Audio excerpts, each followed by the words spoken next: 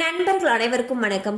இன்னைக்கு நம்ம அந்த வீடியோல 60 வயதுக்கு மேல் உள்ள மூத்த குடிமக்களுக்கு மிக முக்கிய புதிய தகவல் ஒன்று வெளியாகியுள்ளது. சோ அதை பத்தி தான் இப்ப நம்ம பார்க்க போறோம். சமீபத்தில் வங்கிகள் மூலம் ஓய்வூதியம் செலுத்தப்படுவது குறித்து ரிசர்வ் வங்கி முதன்மை சுற்றறிக்கை ஒன்றை வெளியிட்டது. ஏப்ரல் 1, 2025 அன்று இந்திய ரிசர்வ் வங்கி திருத்தப்பட்ட ஏஜென்சி வங்கிகள் மூலம் அரசு ஓய்வூதியம் வழங்கப்படுதல் என்ற முதன்மை சுற்றறிக்கையை வெளியிட்டது.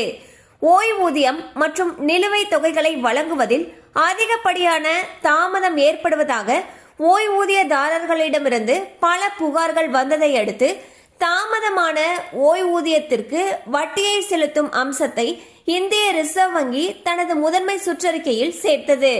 மேலும் வங்கிகள் ஓய்வூதியதாரர்களுக்கு ஓய்வூதியம் வழங்குவதில் ஏற்படும் தாமதத்திற்கு நிலுவைத் தொகைக்கு ஆண்டுக்கு 8% வட்டி செலுத்தி தாமதத்தை ஈடு செய்ய வேண்டும் என்று முதன்மை சுற்றறிக்கையில் கூறியுள்ளது.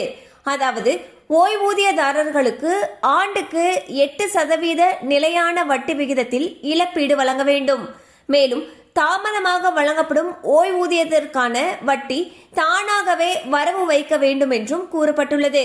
வங்கிகள் திருத்தப்பட்ட ஓய்வூதிய நிலுவைத் தொகைகளை வழங்கும் பொழுது அதே நாளில் ஓய்வூதியதாரர்களிடமிருந்து எந்த கோரிக்கையும் இல்லாமல் இழப்பீடு தானாகவே ஓய்வூதியதாரர்களின் கணக்கில் வரவு வைக்கப்பட வேண்டும் என்று RBI சுற்றறிக்கையில் கூறியுள்ளது. சோ பாத்தீங்கன்னா ஓய்வூதியம் வாங்குறவங்களுக்கு ஒரு சூப்பரான அப்டேட்னு தான் சொல்லணும். அதாவது தாமதமாக வழங்கப்பட்ட ஓய்வூதியம் இருக்கு இல்லையா, அந்த தொகைக்கு 8% வட்டி போட்டு பேங்க் கொடுக்கணும்னு சொல்லியிருக்காங்க. இது ஓய்வூதியதாரர்களிடையே பெரும் மகிழ்ச்சியை ஏற்படுத்தியிருக்குன்னு தான் சொல்லணும்.